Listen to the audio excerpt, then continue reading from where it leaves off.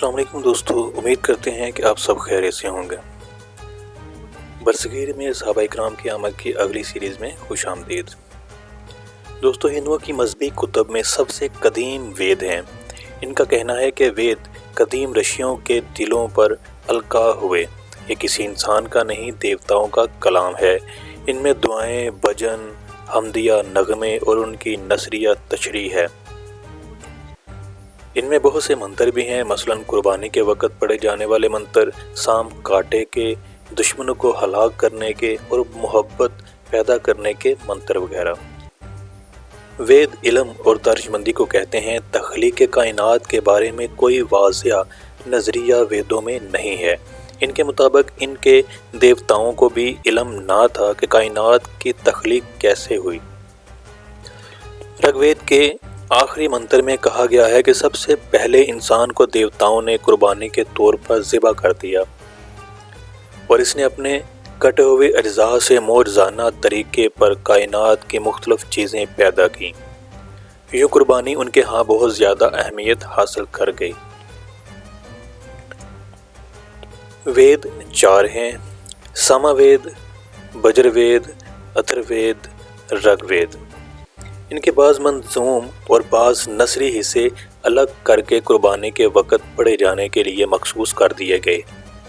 اتھر وید میں زیادہ تر وہ عملیات ہیں جن سے بیماروں کو صحت، رقیب بیویوں سے نجات، جنگ میں فتح، مقدمات میں کامیابی حاصل ہوتی ہے۔ جب تک آریہ پنجاب کے علاقوں تک محدود تھے، اس وقت کے ویدوں مثلاً رگ وید میں پنجابی معاشرہ کی عکاسی ہوتی تھی، مگر جب وہ گنگا جمنا کے 2 آبا تک پہنچ گئے تو اس کے بعد لکھے گئے ویدوں میں وہاں کے حالات نظر آتے ہیں۔ ان کی مذہبی کتابوں میں ویدوں کے ساتھ اپنشد بھی ہیں۔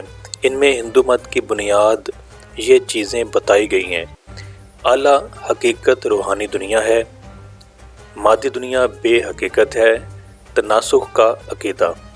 ان کی اہم مذہبی کتب میں ایک منو کا ضابطہ بھی ہے جسے منوشاستر کہا جاتا ہے۔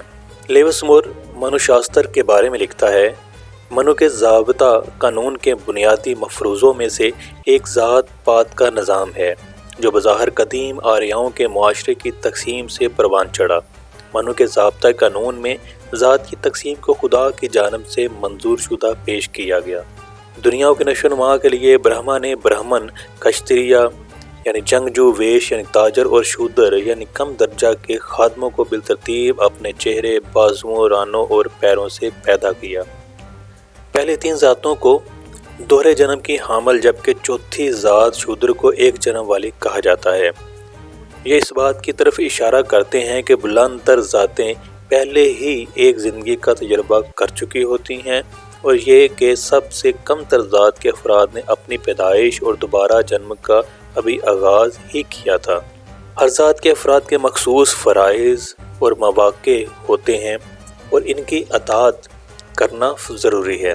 برہمنوں کے لیے اس نے تعلیم دینے، مطالعہ کرنے، قربانی دینے، قربانی کی نگرانی کرنے، تحائف لینے اور دینے کے وظائف پیدا کیے۔ کھچتریوں کے لیے اس نے مختصراً لوگوں کی حفاظت، تحائف دینے، قربانی ادا کرنے، تعلیم حاصل کرنے اور نفسانی مسرتوں سے لا تعلقی پیدا کی۔ ویش کو اس نے مویشیوں کی حفاظت، خیرات، قربانی کی ادائیگی، تعلیم حاصل کرنے، تجارت کرنے، سود پر ادھار دینے اور زراعت کے لیے پیدا کیا۔ قادر مطلق نے شودروں کے لیے صرف ایک پیشہ بنایا: اپنے سے بالائی تینوں ذاتوں کی بلا رقابت خدمت۔ منو کا ضابطۂ قانون اس دور میں دوبارہ جنم کی تفہیم کا درجہ بھی پیش کرتا ہے۔ اس کے مطابق اگر انسان صرف اچھے اعمال کرے اسے دیوتا بنایا جائے گا، اگر وہ ملے جلے اعمال کرے تو وہ ایک انسان پیدا ہوگا، اور اگر وہ صرف برے اعمال کرے تو ایک پرندہ یا جانور بنا کر پیدا کیا جائے گا۔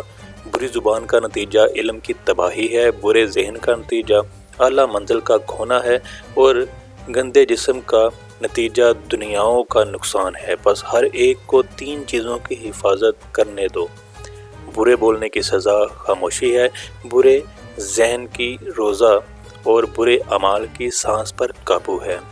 دوستو ہندوؤں کے سلسلہ میں ایک حیرت انگیز اور تعجب خیز بات یہ ہے کہ انہیں اس سے کوئی غرض نہیں کہ کوئی ایک خدا کی عبادت کرتا ہے یا بہت سے خداؤں کی، یا وہ کسی کو خدا مانتا ہی نہیں۔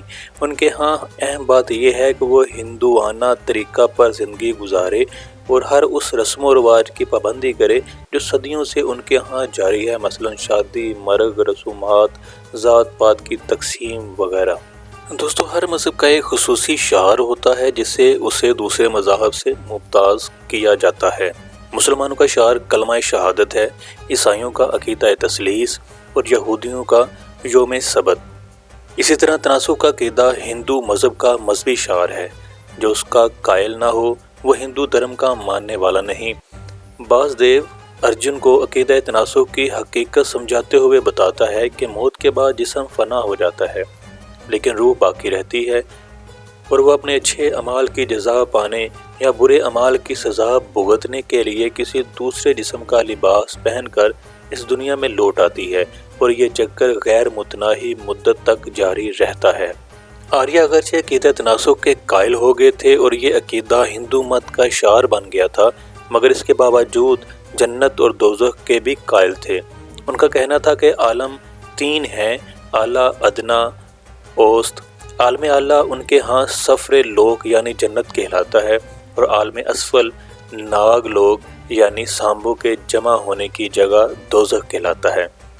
اس کو پاتال بھی کہتے ہیں، جبکہ عالم اوسط یہ دنیا ہے جس میں ہم رہ رہے ہیں۔